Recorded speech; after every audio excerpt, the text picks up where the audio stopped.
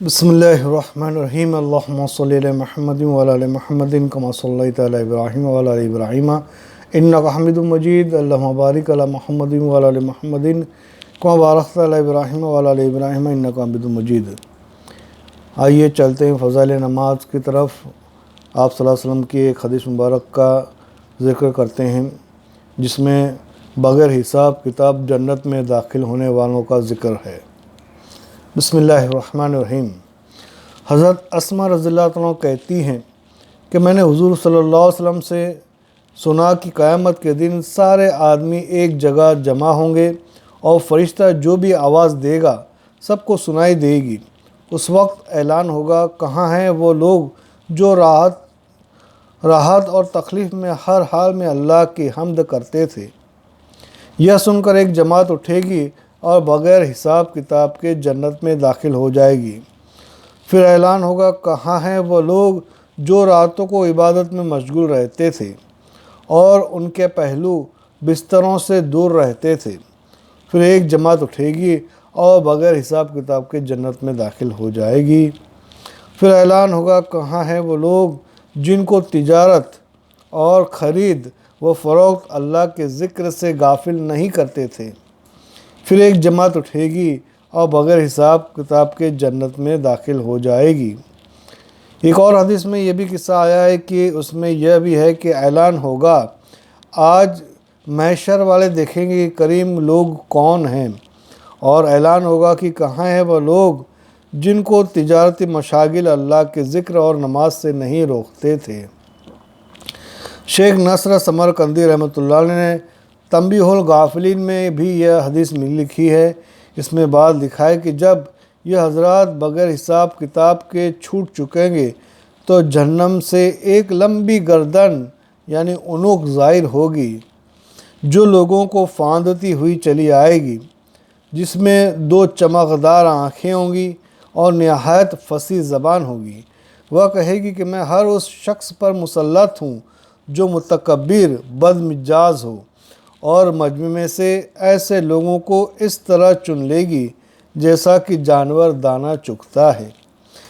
इन सब को चुनकर जहन्नम में फेंक देगी। इसके बाद फिर इसी तरह दोबारा निकलेगी और कहेगी कि मैं हर उस शख्स पर मुसल्लत हूँ जिसने अल्लाह को और उसके रसूल को इज़ा दी है यानी तकलीफ़ दी है। उन लोगों को भी जमात से चुन कर ले जाएगी। इसके बाद सहबारा यानी दोबारा फिर निकलेगी और इस मर्तबा तस्वीर वालों को चुन कर ले जाएगी। अल्लाह हिफाज़त फरमाए। मेरे दोस्तों, बुज़ुर्गों, मेरी बहनों, अक्सर जो है आज तीसरी चीज़ जो हमने सुनी है कि तस्वीर वालों को ये गर्दन चुन कर लेकर जाएगी कि इस तस्वीर हम किस तरह गुनाह में मुब्तला हैं कि छोटी छोटी चीज़ों पर, बड़ी बड़ी चीज़ों पर, शादियों में, दोस्तों के मशागिल के अंदर और पार्टियों वगैरह में हम छोटी तस्वीर लेना नहीं भूलते। हम कितने बड़े गुनाह कर रहे हैं और हमको इसका अंदाज़ा नहीं कि हमारा क्या हाल होगा। अल्लाह हम सबकी हिफाज़त फरमावे और ऐसे गुनाहों से हमको बचने की तौफ़ीक़ अता फरमावे। आइए सुनते हैं इसके बाद। जब ये तीनों किस्म के आदमी मजमे में छट जाएंगे तो हिसाब किताब शुरू होगा।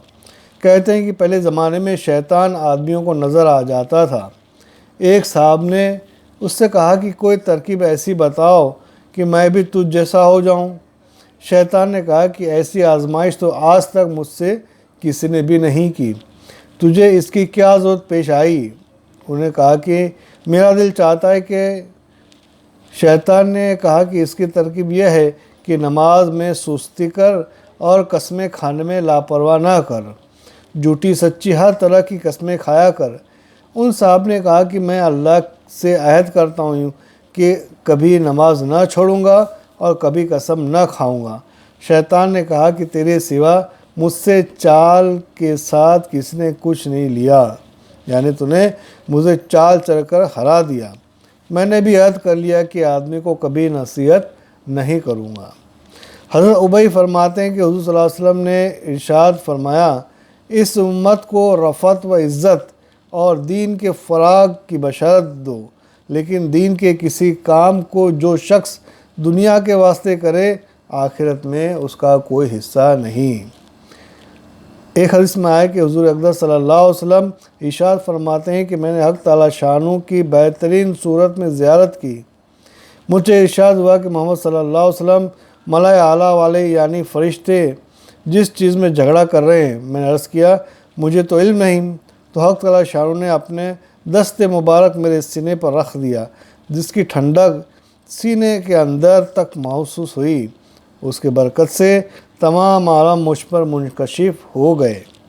پھر مجھ سے ارشاد فرمایا اب بتاؤ فرشتے کس چیز میں جھگڑ رہے ہیں؟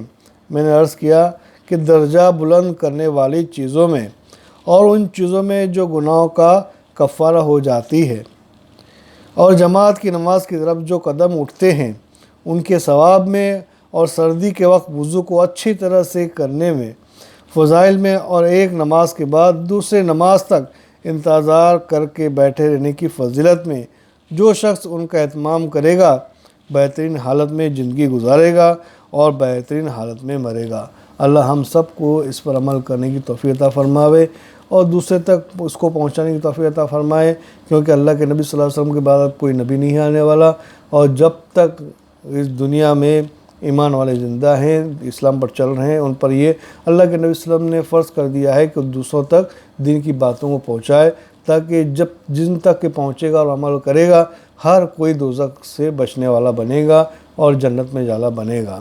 اللہ ہم سب کو اس کی توفیق عطا فرماوے، اور اس چینل کے ذریعے ہم اس کی محنت کریں، کوشش کر رہے ہیں کہ لوگوں تک دین کی باتوں کو زیادہ سے زیادہ پہنچا سکے۔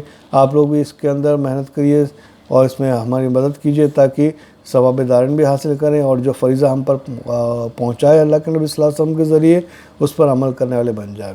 آمین یا رب العالمین۔ سبحان اللہ و بحمدہ، سبحانک اللہم و بحمدک، ونشہد ان لا الہ الا انت ونستغفرک ونتوب الیک۔ سبحان ربک رب العزت عما یصفون، والسلام علی المرسلین والحمد للہ رب العالمین۔ آمین یا رب العالمین۔